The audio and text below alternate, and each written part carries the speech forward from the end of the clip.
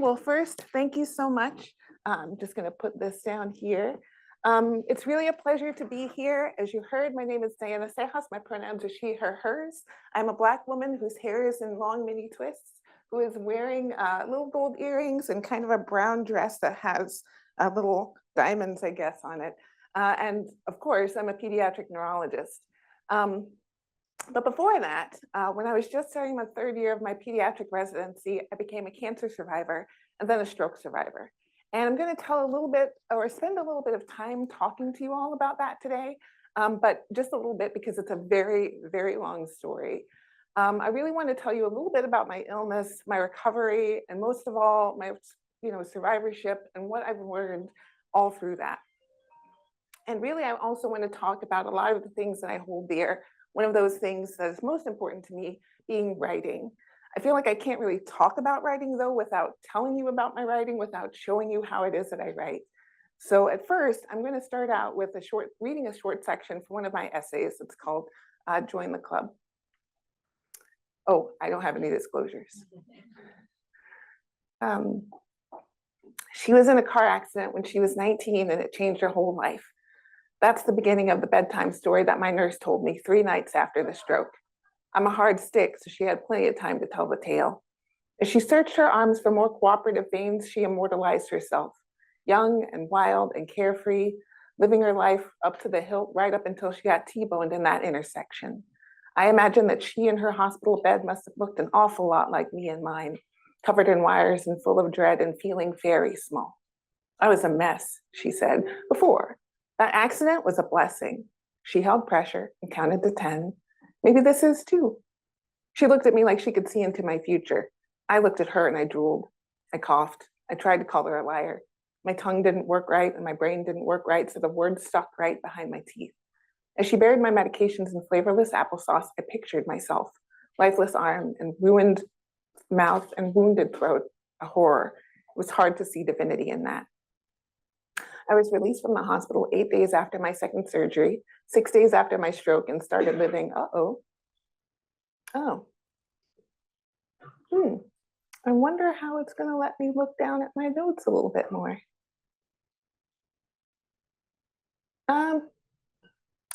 One second. I'm trying to pull my notes down so that I can read, but it's not letting me scroll.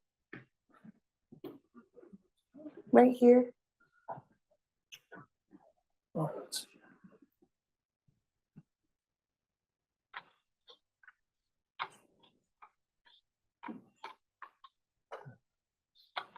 Oh, there we go. I just had to actually look for it. Okay, thank you. That's fantastic. All right. I was released from the hospital 8 days after my second surgery, 6 days after my stroke, and started living the recovery lifestyle. Fatigue and daytime television, therapy putty and pureed fruit. Every other day I went to therapy, physical, occupational, or speech, or I had a follow-up appointment in oncology, neurology, or otolaryngology. I spent an untold number of hours in waiting rooms. Time was distorted there, each room an almost but not quite replica of the one I'd been in a day or two before. The year-old magazines, the clock with a broken second hand, and the television that played hospital announcements on a loop were disorienting. The people waiting there were always the same. Most of us were quiet, huddled over our cell phones or folded in upon ourselves. There was always, always a talker. The woman who was on her own cell phone loudly complaining about her husband, her children, or both. The man obviously waiting to see somebody about a hearing aid, who recapped the day's news to his disinterested companions. There were war stories, not the kind with bullets, but bandages were involved just the same. Each person bearing the scars of their own battle with illness and injury. I distractedly thumbed through the yellow newspapers and listened to the tales told around me. Nutrition supplements and support groups, relapses and rehabilitation. I learned as much through eavesdropping as therapy. Contrary to what the television tells you, working in a hospital can be quite boring. When the patients are stable, when things are slow, the white walls and the smell of the bleach and the ceaseless drone of the alarms from the vents and the drips and the pagers become tiresome quickly. To cut the tedium, people talk about the patients, about the job, about each other.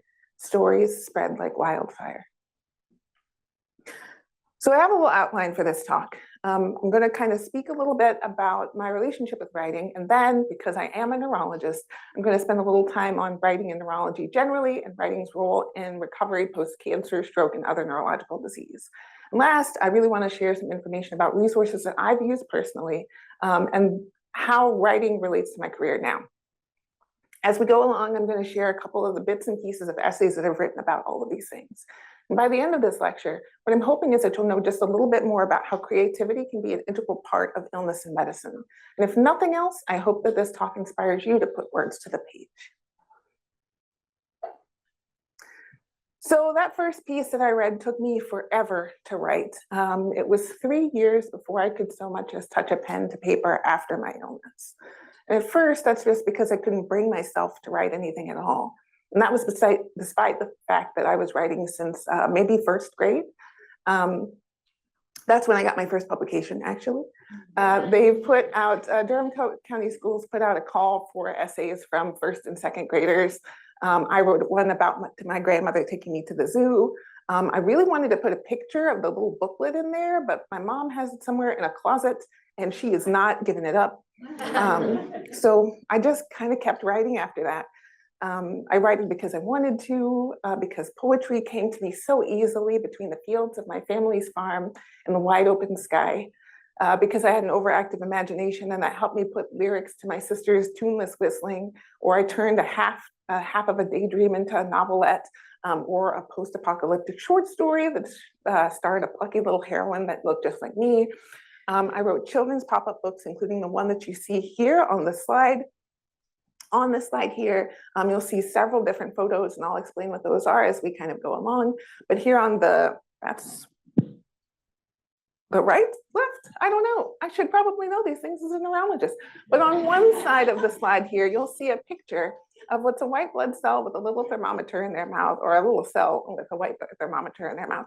I'm looking very upset, and 3 angry-looking viruses. And below it says, poor Mr. Cell got sick after he let the other mean, nasty viruses out of his house. Who knew that that kind of story would be so timely over 20 years later? I kept writing through college. I'm putting all my business out there today, and you'll see a photo here in the center of one of the anthologies in which one of my college stories was published. It says the Appalachian Anthology. On the cover, you will see a picture of a figure that's in various shades of blue and yellow. It looks like they're looking towards the ground. Above that picture, it says the Appalachian Anthology, and below it, it says a collection of short fiction and poetry written and published by Appalachian State University students. You can also see a list of ideas, title ideas that I had written down in one of my notebooks in glitter pen. And below that, you can see a picture of a different story that I had written entitled Out Here in the Halo. That is something that I wrote. That was another essay when I was in college. I want you to pay particular attention to this OK+++, because that was actually the highest achievable grade in that class. And I was very, very proud of it. But while I was in college, I was told that I had to choose. They knew that I wanted to go into medicine. I also loved to write. And an advisor who meant well told me that I could not do both. I was doing really well in my English classes. I became editor of the campus literary magazine. I got a C- in organic chemistry. And then that's when we had that conversation. And I kept going. I wanted to, found another literary magazine. I published 3 more stories. I wrote a play. I got an award for it. But I wanted to go to medical school, and chemistry was really kicking my butt. So I did what my advisor and every overly anxious medical student or pre-med on the Student Doctor Network told me to do. And then I got serious about my studies. And so I stopped writing. And it would be over a decade before I wrote anything other than notes for class or an assessment and plan.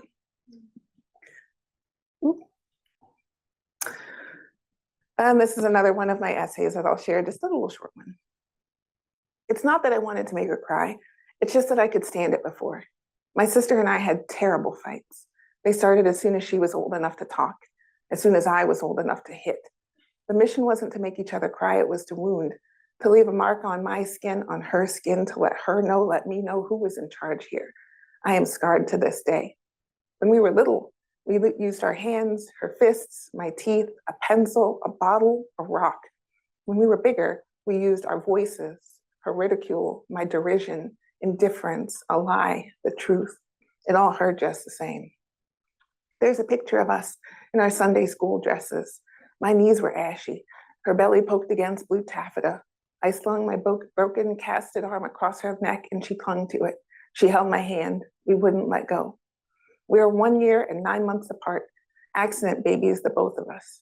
We are more alike than we care to admit. She is loud when I am quiet, softer where I have hardened myself. We fit together, even now. When we were little, we packed picnics for each other and the dogs and the cats and the cows, and we ate beneath the trees in the meadow. We stayed for hours. When we were bigger, we sang mostly John B., but sometimes Drew Hill and sometimes Donny Hathaway, and one time NSYNC, and we laughed ourselves breathless when our grandmother saw us. Sometimes I call her just to sing. We fought each other and no one else could hurt us. She is my sister. She is my tormentor and my protector. I am her sister, and I am hers. I am hers. So I told her first. Who else could it have been? I have known her all of her life. So I said that I had cancer. It was my neck that had been strangled, but it was her voice that faltered. It was her tears that fell. It was her heart that broke. It all hurt just the same. So clearly something else happened that kind of got me into writing again. And I have some backstory about that. During my first year of medical school, I found a mass on the right side of my neck. I went to our student health center after a few days of worrying about it. And there, one of the providers took a look at me, took a look at my neck, saw that I was young and otherwise healthy, and told me that it was nothing. Just some minor infection that would probably go away if I took a short course of antibiotics. That was the first of many visits to student health and repeated assurances that the lump on my neck would go away or was nothing to worry about. Years passed, I had multiple visits, multiple diagnoses of lymphadenopathy, multiple courses of antibiotics, which I stopped taking, but it was still nothing to worry about. The lump was hard, it was fixed in place, it had all of the warning signs that they had taught me about in class, but it was nothing to worry about. It became painful. It was a constant nagging kind of pain that I still can't really put words to. It was small and irritating at first, but it worsened to the point that I couldn't sleep at night sometimes, even post-call.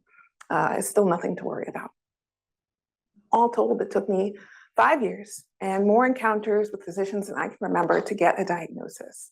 I completed medical school and I was halfway through my pediatrics residency training before I could convince a new primary care doctor to get a CT scan, which you'll see on the side, whatever side this is over here. You can see that there is a bright white mass that's showing up on that first CT scan. And what it turned out that I had was a carotid body paraganglioma, the kind of tumor that my doctors were all convinced was benign. Only in my case, it wasn't. I had surgery to remove the tumor, and that's when they found out that it had spread and how badly. So I went through the cancer workup. I met with oncology, I met new surgeons. We planned to do a modified radical neck dissection about 1 month after my first surgery. And they thought that everything looked great. My scans looked good, my labs were good. I was told that everything would be fine. But during that surgery is when we found out just how much damage the tumor had caused.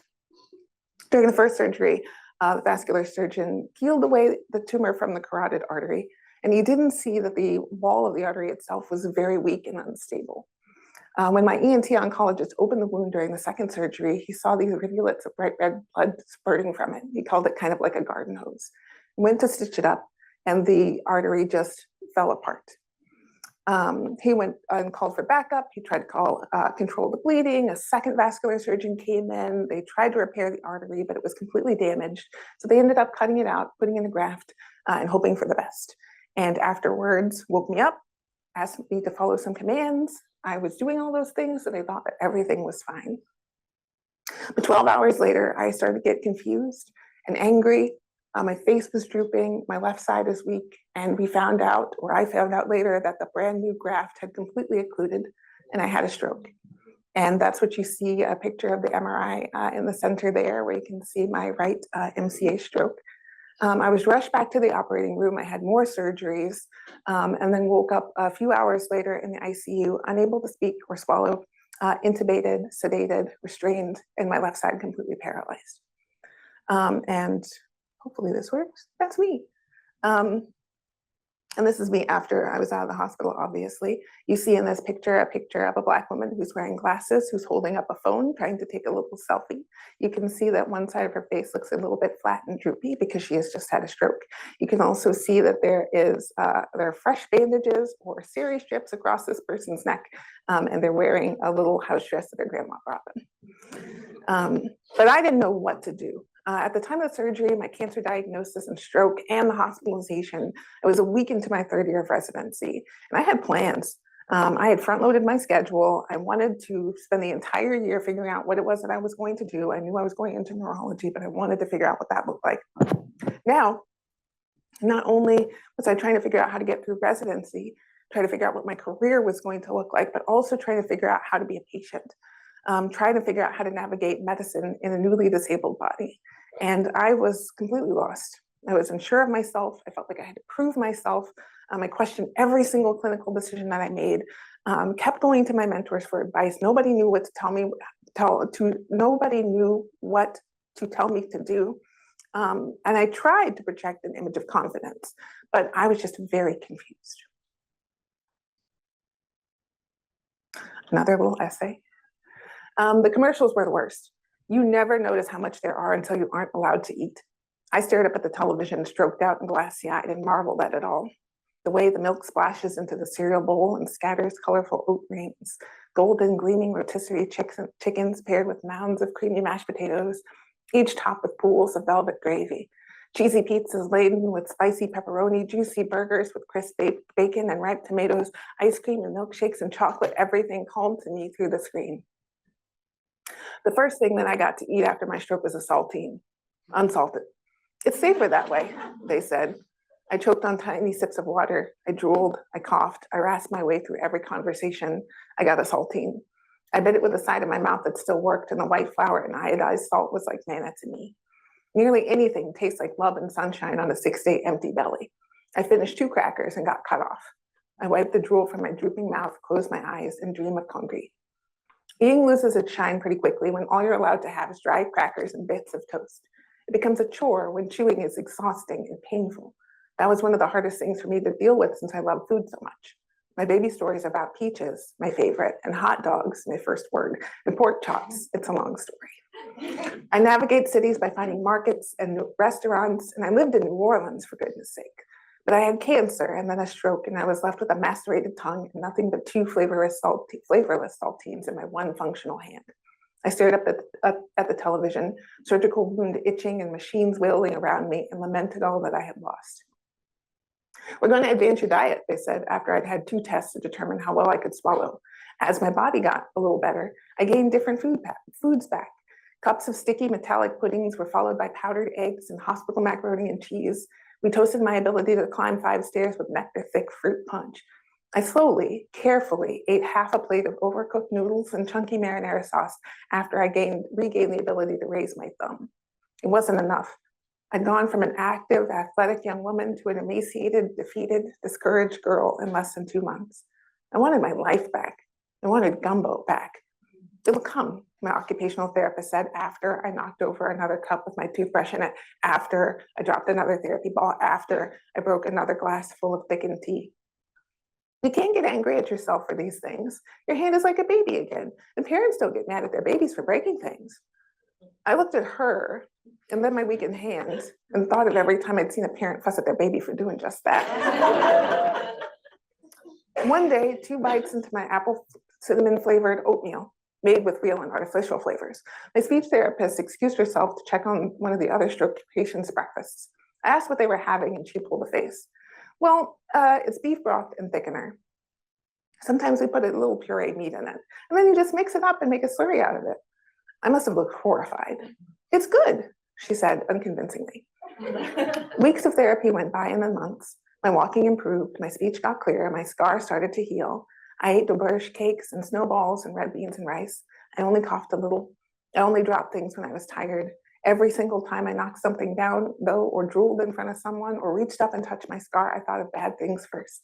There's a neurological ICU in my mind that I will always go back to when things aren't going right. But ultimately, even when I was at my lowest, my mind would wander back to that meat slurry. I think about what that other person must have been dealing with and how they must have coveted my boxed mashed potatoes and softened rolls. I think of that first saltine. I picture the smile that my occupational therapist gave me when she ran into me at a seafood restaurant 3 months after the stroke. I wonder what I looked like to her, a crawfish in each hand, a bowl of gumbo before me, a determined look on my face. I broke another plate yesterday, and as always, I looked at my impaired hand and started to curse it again and get angry at myself and cry. And then, as always, I swept up the pieces, took 2 big deep breaths, and thought of meat slurry. Things can always be worse. So I'm a neurologist, so I feel compelled to throw a bit of neuroanatomy and linguistics into this lecture. So this is going to be an extremely simplified and very short discussion. But if you're interested in learning more about the subject, there's some really compelling work that's being done, particularly in the world of stroke and traumatic brain injury and writing. To refresh everybody's memory, let's talk about neuroanatomy. I'll remind you that there are 2 parts of the cortex that are linked to speech. That's Broca's area and of the inferior frontal gyrus, which is involved in speech production, and Wernicke's area of the superior temporal gyrus, which is involved in the comprehension of written and spoken language. But communication is obviously so much more than just speech. It involves integration and comprehension of a variety of external stimuli, body language, prosody, intonation, emotions, memory. And because of that, there are so many different areas of the brain that are involved in language and the production and interpretation of language. When it comes to creativity and creative writing, we know that there are structures in both hemispheres that are involved in the generation of novel images, concepts, and phrases, though we don't quite understand the neurological steps that are involved in the creative process.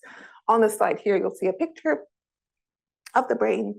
There are different areas that are kind of diagrammed onto the brain, including the anterior speech area, or Broca's area, primary motor area, primary sensory area, secondary motor and sensory area, posterior speech area, or Wernicke's area, secondary visual area, and I did not say that I'm moving back to front on this diagram of the brain.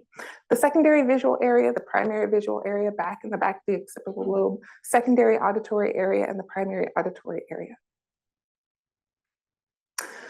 On this side here, you'll see a couple of images of some fMRI data that we have about neural correlates of creative writing. There was a study that was done in 2013 that examined this data during story generation. In that particular study, there were 14 healthy right-handed males and 14 healthy right-handed female participants who were about 24 years of age on average. They were given a text to read, and then they were instructed to copy the first part of the text, brainstorm a story related to the text, and then write a new continuation of the story of the original text. So what they found was that brainstorming was mostly involved in the frontal parietal temporal part of the brain. And then you started to see creative writing, which was associated with episodic memory, semantic integration, and free associative and spontaneous cognitive text production. That involved a left frontal temporal kind of a network. I always like to start with definitions, even though we're like, halfway through this particular talk. I just really want to make sure that we're on the same page when it comes to terminology. So creative writing is writing that focuses on narrative craft, character development, imagery, poetics, and things like that. So that can be things like fiction, short stories, novels, creative nonfiction, which is what I tend to write these days, lyric essays, memoir, and poetry. Expressive writing is a kind of creative writing that really focuses on personal experiences and emotion without regard to punctuation, verb agreement, or technical aspects of writing. So you're just writing to express yourself, your feelings, your emotions, what you're seeing in that moment. Therapeutic writing is a kind of expressive writing that's used to process those thoughts and feelings as part of a therapeutic program or process. So why do people write? Some benefits of creative writing are that it provides a record or a memory of an experience. It helps the writer process emotions. It celebrates an individual's voice or character. It allows for narrative and technical skill development. One great thing about it that you can't quite do as well with some kinds of visual arts is that it can be done by anyone, anywhere, no special equipment required. And it might be associated with things like improvements in mood and attenuated neuroendocrine responses to trauma-related memories. Therapeutic writing is something that's used in lots of different kinds of rehabilitations for a variety of different patients with different kinds of conditions. There's some specific uses in neurology for patients who are aphasic, for patients who have memory disorders, and people who have particular kinds of mental health comorbidities. A lot of the literature that we have on writing in neurology really focuses on dementia, intellectual and developmental disabilities, and nearly anything that causes aphasia. There have been a few qualitative studies that describe how aphasic patients in particular, how their writing changes physically and narratively over time. There was a study that showed young adult traumatic brain injury survivors with expressive and receptive aphasia, and it followed them for 2 years. And during that time, the rehab team utilized a memory of the movement strategy that encouraged ideation and expression of their thoughts through images and poetry. The pictures that you'll see here, there's a picture of some abstract figures, which to me kind of look like dancers or trees waving their branches in the wind. And there are several different figures in the picture in various shades of red, orange, and yellow. On the other side, there is a picture of what looks like, to me, a hippocampus, but I'm a neurologist because of course it does. But it looks like a swirl that's in different kinds of black or different shades of black and then blue as it gets out to the swirl. But then another like very abstract image with different kinds of dots and lines across the rest of the picture. The pictures themselves were taken from this ethnographic study that was done by a stroke survivor who was navigating the first few months into recovery. They started writing and they also made these series of images with an iPad. When it comes to cancer, there was this small feasibility study that was done in patients with cancer who were randomized into either a 4-week-long creative writing workshop or they were given typical kind of care.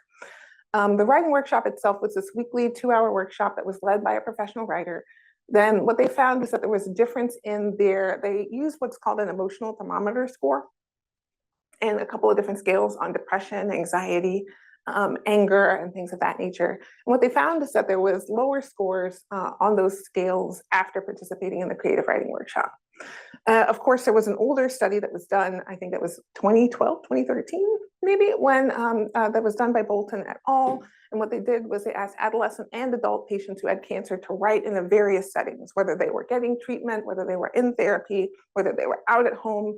The participants, they wrote stories, essays, poetry, journal articles, or journal entries, whatever it was that they felt like writing at the time. And then the researchers analyzed those narratives and looked for themes. And things that they found was that the writing helped them process and express their emotions, helped them focus on issues that they didn't realize were so important to them. And it really helped them feel this sense of fulfillment and also creative expression as they were going through their cancer journey. Another little essay, not the whole thing. The honeybees that live in the walls of our house never did seem to like my sister. When she was 6, one flew into her right ear and left its stinger there. She's been half afraid of them, half resentful ever since. It's the smell, my mama says, some molecule or pheromone that's stuck down in her skin that irritates them, makes them think that she's a threat. The hive has been here, in the walls, in the ceiling, between the floors of our worn-out house since long before Pa and his papa lived here. The bees are in the bones of the house. The house is in mama's bones and in my sister's and in mine. The bees don't bother me. I can stand next to them as they swarm, feel their humming in my ribs, watch as they fly from bud to bloom to home. I don't get stung.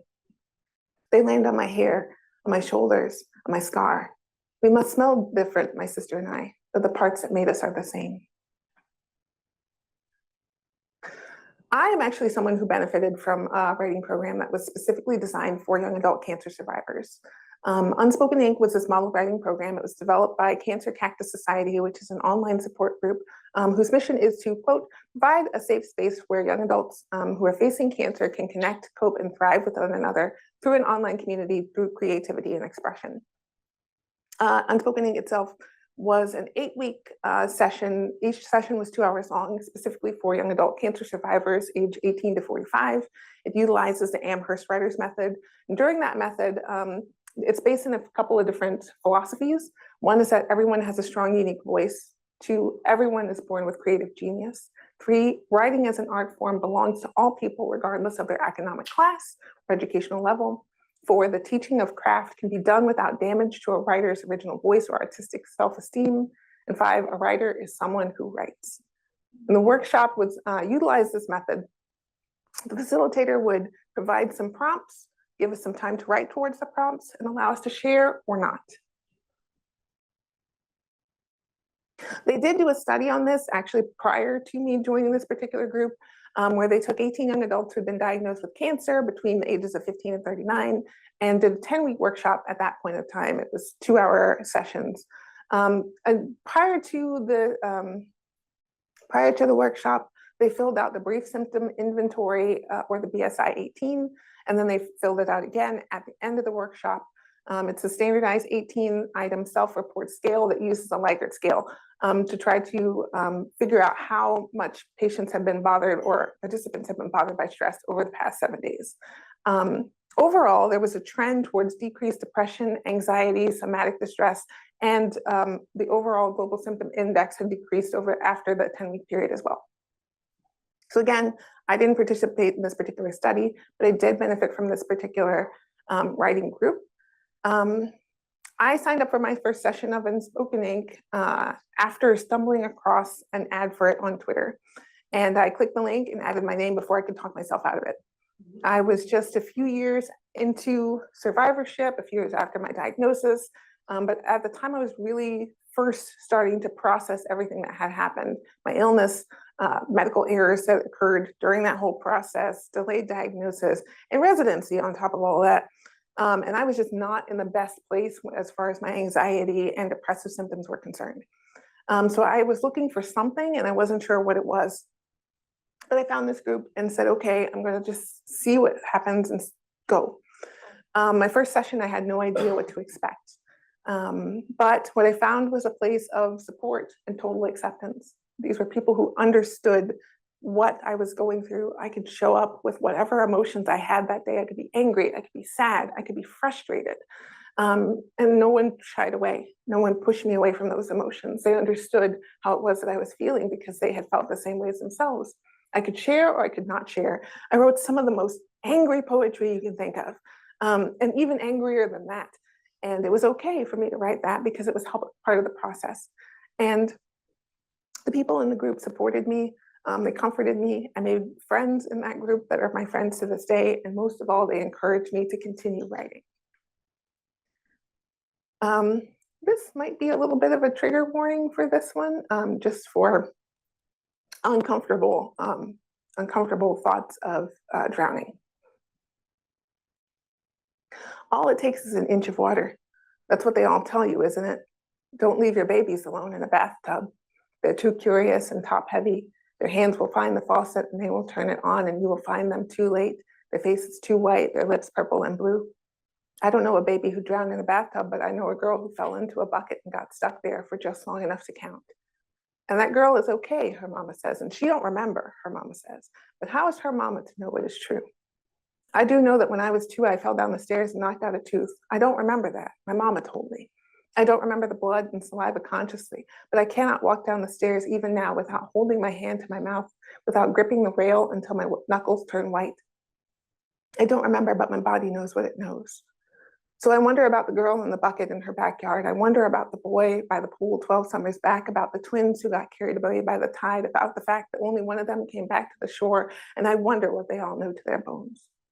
I wonder if they remember like I do, if they know what I learned 28 summers after I lost that tooth, when I was stuck in bed, connected to machines by hoses and lines and tubes, when I, not alert but awake, could feel my lungs forced open and closed, when I, who could not move, who could not swallow, who could not scream, who could feel blood and saliva leaking into my throat. I wonder if the girl and the boy and the twin remember how it feels to realize what's happening to you the moment that it happens. If they know what it means to be swept away and know there's nothing that you can do but wait. I'm not supposed to remember that, but my mind decided there are some kinds of memories that I'm meant to keep. I think about the girl, the boy, the one twin that came back, and I wish them ignorance. I hope they're okay, just like their mama who pulled them soaked and lifeless from the bucket, just like the firefighter who pounded their chest hard enough to break ribs, just like the reporter on the evening news said that they would be. I've heard their stories and I've seen their pictures. I've seen the look on their faces. I have seen that look in the mirror. My body still knows what it knows. My first year in neurology training was difficult. I worked in a hospital that's both a comprehensive cancer center and a comprehensive stroke center. And as child neurologists, we have to spend a year on adult neurology. So that means that I had to repeatedly care for patients with disabilities like mine, strokes like mine, cancers like mine. And it brought up a lot of feelings that were mixed at best. And a lot of the feelings just weren't good. The health-related anxiety that I really tried to suppress came to the surface big time. And I had to figure out how to deal with it. So I also had to figure out how to deal with the other kinds of difficult feelings that just came with being a resident. But one of the things that always brought me comfort and that made me feel connected with someone was this moment that I shared with one of my attendings. And at the time I was talking to one of my co-residents. We were sitting in the workroom, and it's the end of the day, you don't have anything to do, but no one can leave because you can't. And I was just kind of chatting with them about how I learned how to drive again after the stroke, and how my mom was kind of driving me around. And my attendant was sitting over in the corner, but we weren't paying attention to him because why would you? So I didn't really notice when he was there, and I didn't quite hear him when he spoke. But he spoke softly and he said, well, how do you do with movies? And it took me a minute because, again, why are you talking? But then he said, and again, he said, how do you deal with movies? Because when I had my stroke, I started to cry after every single movie that I saw. And so I had heard rumblings about him having some kind of illness, but I wasn't sure what it was. And he told me a story about how when he was 30, which was the same age that I was when I had my stroke, he'd had a stroke, completely different mechanism, but he was in fellowship at the time. It completely changed his practice. He told me all of these different things that no one else had told me. And everything that he said, it just kind of felt like I knew all the words to this story. It was his story, but I knew the words already. And at the end of it, I was like, it's not movies, it's commercials. Gosh, there was this one commercial. I think it was Target or something, and it was the kids showing that they were getting into college and showing their, and there was a Britney Spears song playing in the background. Every single time that thing came on, I was sobbing, and I was like, this is awful. What has happened to me? But no one told me about these emotional changes that you can have post-stroke, and that was normal. So I'm thinking that something's wrong. And he was there to just kind of normalize it for me. And so that was one of the first moments of connection that I had with someone else who had had a stroke, someone else with a disability. And when I was back on the wards, I kind of took that moment with me. But I spent more time kind of getting to know my patients, and I'd ask them how they're doing, talk to them about their illnesses, and I noticed that so many of them had very, very similar stories. It wasn't that their physical or mental health conditions were the things that were causing them the most trouble. It was the fact that they couldn't get accommodations at work, or the mobility devices weren't covered by insurance, or they weren't able to access restaurants and shops, or they relied on inconsistent public transportation, or they couldn't get married because their disability benefits would be denied. And there was so much more, but it kept being the same story. And there were so many patients that were labeled non-compliant when they couldn't afford their treatments, or they were called difficult if we questioned their management plans, or if they questioned our management plans. And there were so many young women, particularly women of color, whose symptoms were dismissed or attributed to anxiety or told that they had a functional neurological disorder. And I started to think about this and realize something. I remembered these interactions that I had every institution that I'd been to since I was diagnosed, or since actually I found my tumor. I had to fight to get dictation software when I literally could not type my notes. And someone that I respected complained that I was getting special treatment when I got to leave an hour early to go get a PET scan. It took me 5 years to get a correct diagnosis to begin with. And after all of this, I started to realize, like, I am my patients. There's so much that we have in common. So now what do I do with this? So I really hadn't thought to write anything until about my 3rd stroke anniversary, but something was really different that morning. And I was sitting in the EEG lab with one of my attendings. I am sure that he thought that I was really taking notes. But I wasn't listening to him at all. I was sitting and using my phone and writing an essay and the entire time. And I just felt like I had to get it out.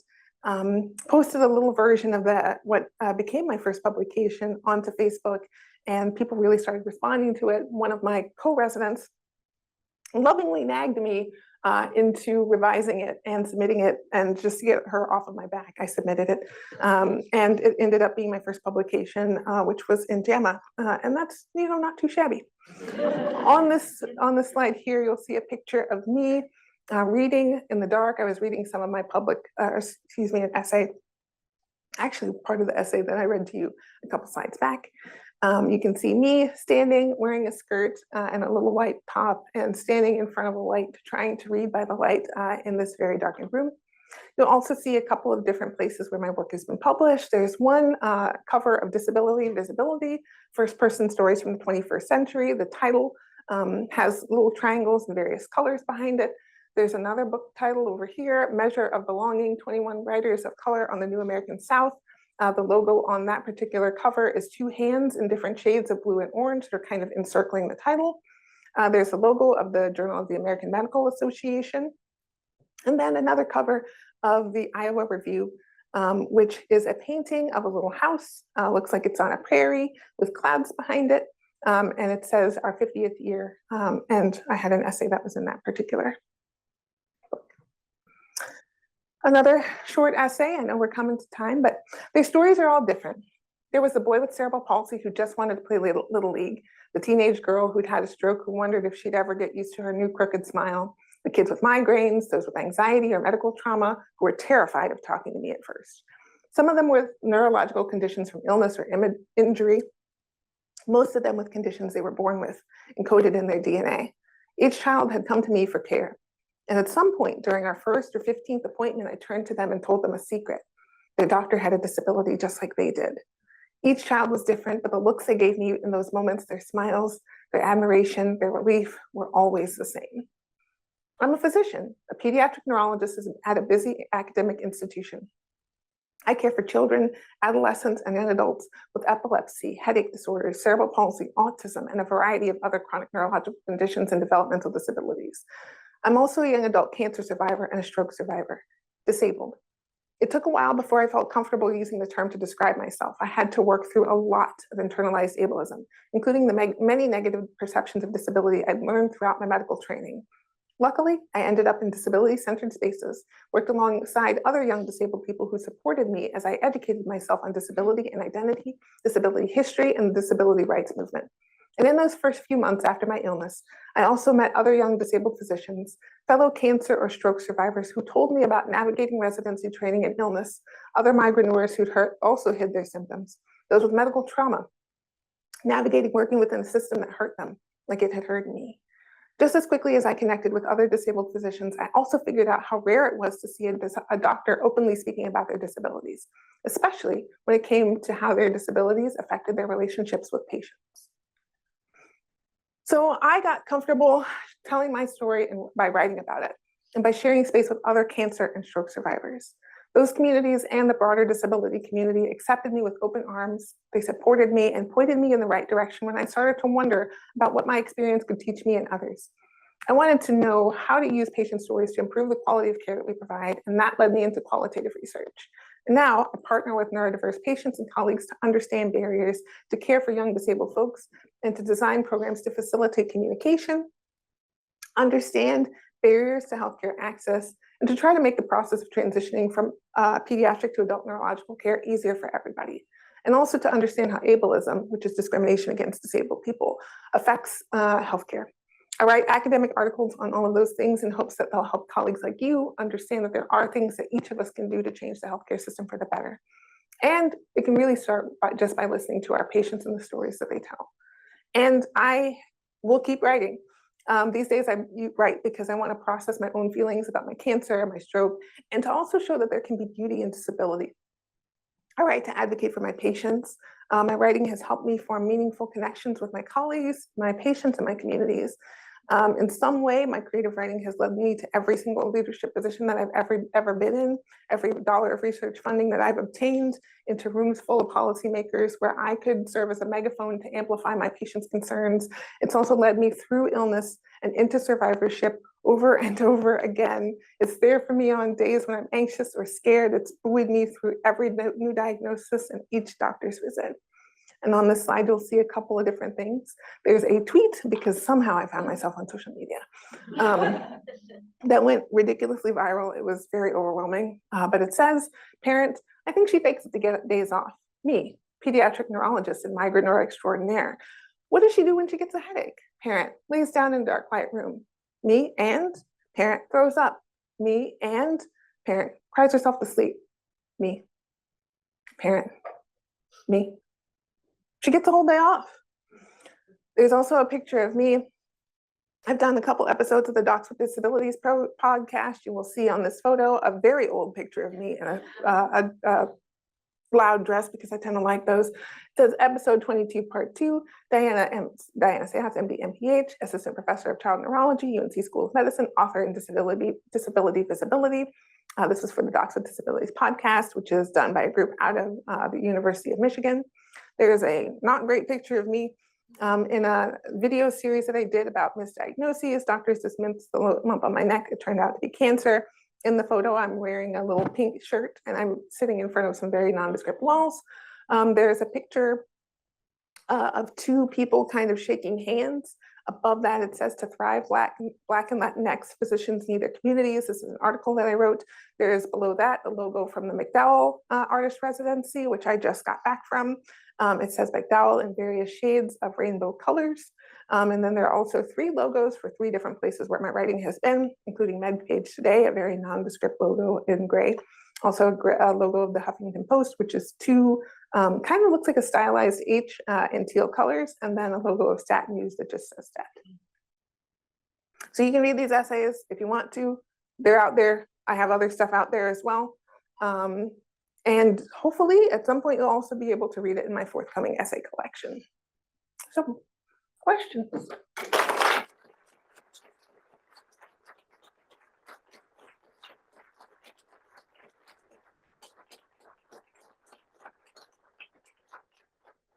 For everyone, I see that's incredible. Yeah, oh, yes, yes. Thank you. Okay, I know we have Zoom sort of open and questions there, but like to start with questions in the audience.